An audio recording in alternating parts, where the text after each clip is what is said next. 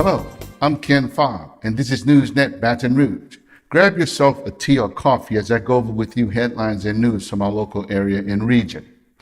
The police in the city of New Roads are investigating multiple gunshots that were fired along the New Roads Lions Club parade route on Tuesday afternoon, Mardi Gras Day. Point Coupee Parish Sheriff Bud Torres reports that no one was injured and no intended victim or motive had been identified so far. He says his deputies did find several shell casings in the area of Texas and Parent Streets, and that multiple people were questioned. Ultimately, 3 people were arrested for the fired shots. Police Chief Kevin McDonald says witnesses heard the shots fired into the air, and they saw 3 men who were ultimately arrested running from the area. In Tangipahoa Parish, a 17-year-old inmate died while in the jail on Tuesday after having had difficulty breathing, according to the sheriff's office. Charles Williams, a 17-year-old, started having trouble breathing around 8:46 a.m. on Tuesday. Jail staff and the on-duty nurse did respond and provide aid and did administer CPR until first responders arrived, but unfortunately, Charles Williams ultimately died, according to officials.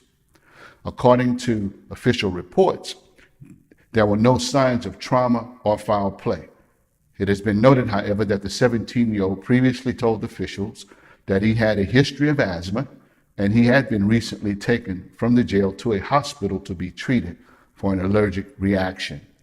17-year-old Charles Williams was present in the jail because he was arrested by the Hammond Police Department on January 29th on 4 counts of attempted second-degree murder.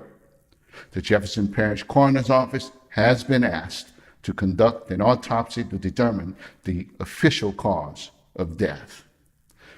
In Denham Springs, FEMA has finally come through with $10.6 million to rebuild the flood-damaged government housing project that is located in the city.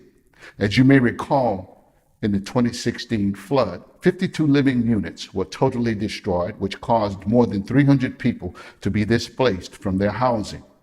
As a result, these homes and housing units have been sitting empty and gutted ever since that catastrophic event back in 2016. Although FEMA has finally come through with the money to repair and rebuild, it could still be more than 2 years before the repair that needs to be done on those housing units is completed. This particular housing project was built by the government back in 1969, but it had never been designated a flood zone before 2016. And before the flood of 2016, some of its residents had been living there for more than 30 years. Finally, CASA, which stands for Court-Appointed Special Advocates, is calling for more volunteers to help with abused and neglected children in the East Baton Rouge Parish area. CASA's next training course will start on March 26th, and the organization is asking for caring adults, especially men and African Americans, to volunteer as advocates on behalf of children in need and to help them find permanent and safe homes. According to CASA, a child who is fortunate to have a dedicated volunteer advocate for him or her actually get more services and spend less time in foster care. CASA volunteers do not provide legal representation or replace social workers. They simply act as an independent voice that speaks solely for the best interest of the particular child. Now, because children are continually coming into the foster care system in our parish, more volunteers are needed. Those who wish to volunteer must undergo a 3-week, 32-hour curriculum covering topics such as mental health, substance abuse, and the well-being of children. So if you're interested, your first step is to attend an orientation session at the CASA office located at 848 Louisiana Avenue, or by simply calling 225-379-8598.